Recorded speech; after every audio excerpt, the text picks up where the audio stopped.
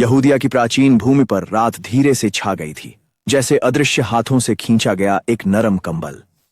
पहाड़ शांत पड़े थे। जैतून के पेड़ धीरे से फुसफुसा रहे थे, मानो चांद से रहस्य साझा कर रहे हों। उन दिनों दुनिया थकी हुई थी। युद्ध, कर, भय और अपनी मूर्तियों की परवाह करने वाले राजाओं से थक चुके थे। लोग चिंता में जागते और चिंता में सोते थे, मानो उम्मीद ही क्षीण हो चुकी थी। फिर भी संसार के भार तले कुछ शांत सा हिलने लगा। राजा हेरोद के महल में नहीं, जहां संगमरमर के स्तंभ जमे दानवों से खड़े थे। रोम के दरबारों में नहीं, जहां सम्राट कांपते नागरिकों की प्रशंसा में डूबे रहते थे। उन मंदिरों में नहीं, जो मंत्रों, नियमों और अनुष्ठानों से गूंजते थे। नहीं, कहानी की पहली चिंगारी धीरे से, चुपचाप, लगभग अनसुनी आई। शहरों के शोर से दूर नाजरेत की शांत पहाड़ियों में हवा ही अलग महसूस होती थी। हल्का, उज्जवल, जैसे सूर्योदय से पहले का पल, जब कुछ नया धरती छूने वाला हो। जमीन पर धूल हल्की चमक रही थी, मानो इंतजार में हो। हवा भी थम गई थी, सुन रही थी। धरती किसी चीज या किसी का इंतजार कर रही थी। संकरी गलियों में दौड़ते बच्चे उनकी हंसी जीवन के बोझ से लड़ती। व्यापारी कपड़े के गट्ठे खोलते, माएं रोटी गूंथती, चरवाहे भेड़ों को पत्थरीले रास्तों से ले जाते थे। जीवन हमेशा की तरह चलता रहा, पर उसके नीचे एक गुनगुनाहट, फुसफुसाहट, एक धड़कन थी। इसे हर कोई सुन नहीं पाता था।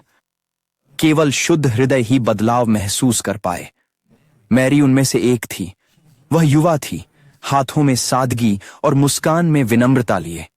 वह शांत गरिमा से चलती थी, मानो उसके कदमों से धरती नरम पड़ जाती हो। दिन सामान्य दिनचर्या से भरे थे। पानी लाना, फर्श बुहारना, कपड़े बुनना, पर मैरी में ऐसी कोमलता थी कि उसके आसपास के साधारण पल भी हल्के से चमक उठते थे। उसका जीवन सरल था, उसका भविष्य तय था, उसका हृदय शांत था। फिर भी स्वर्ग ने उसे तभी चुन लिया था जब वह अपना नाम भी नहीं जानती थी।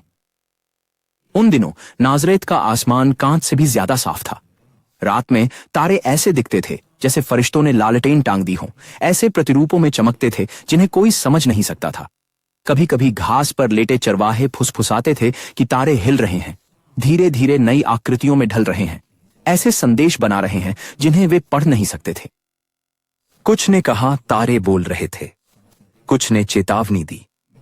ज्यादातर चुप रहे, पर स्वर्ग का पतन शुरू हो चुका था। दुनिया से बहुत ऊपर, बादलों और नक्षत्रों से परे, तारों की धूल की नदियों और स्वयं समय की सीमाओं से भी परे एक पल घटित हो रहा था। स्वर्गदूतों का लोक, जो शाश्वत दिन के प्रकाश में चमक रहा था, उत्तेजना से भर उठा और उस सुनहरे विस्तार से गैब्रियल बाहर आए, जिनकी उपस्थिति समुद्र पर भोर होने जैसी थी। उसके पंख चौड़े फैले, शुद्ध प्रकाश की चिंगारियां बिखेरते हुए। उसकी आंखों में सदियों की गहराई थी, फिर भी इतनी कोमल दया थी कि उसके गुजरने पर तूफान भी झुक जाते थे। वह पहले भी कई बार उतरा था, पर ऐसे क्षण के लिए कभी नहीं। जैसे ही उसने धरती की ओर अपनी यात्रा शुरू की, ब्रह्मांड डगमगा गया। तारे खिसक गए, बादल छंट गए, पहाड़ों की हवाओं ने भी फुसफुसाया, वह आ रहा है। सदियों से लोग प्रार्थना कर रहे थे, हमें एक मसीहा, एक उद्धारकर्ता भेजो।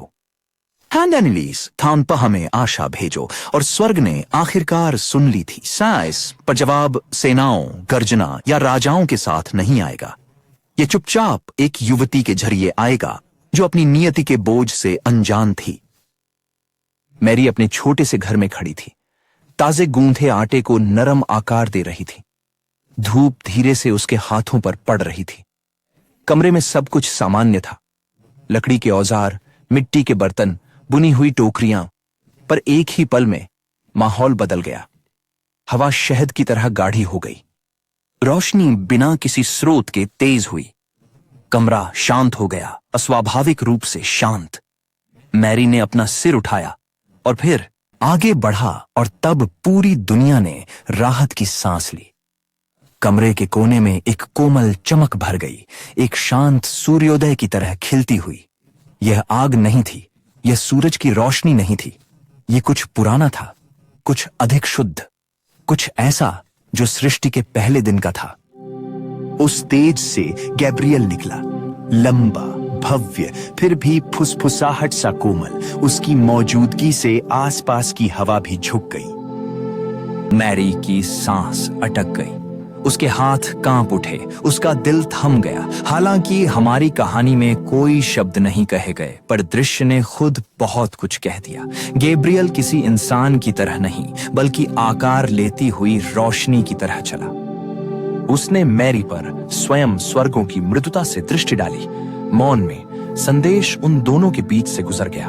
वह एक शिशु को जन्म देगी, एक पावन शिशु को, एक बच्चा जिसका आगमन इतिहास को 2 भागों में बांट देगा। मैरी की आंखें डर से नहीं बल्कि विस्मय से चमक उठी। ऐसा विस्मय जो तब आता है जब नियति आत्मा को छूती है।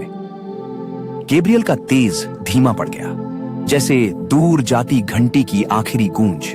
और जैसे ही देवदूत अदृश्य लोकों में वापस चला गया, दुनिया बदली हुई महसूस हुई। हालांकि दूसरों को कुछ भी अलग नहीं लगा। मैरी ने अपने भीतर एक नई धड़कन महसूस की, एक खामोश वादा, एक छोटे से अंगारे की तरह चमकता हुआ। यह शुरुआत थी एक कहानी की जो सदियों तक चलेगी। विनम्रता में लिपटी एक कहानी, खामोशी में जन्मी, फिर भी धरती पर गूंजने वाली।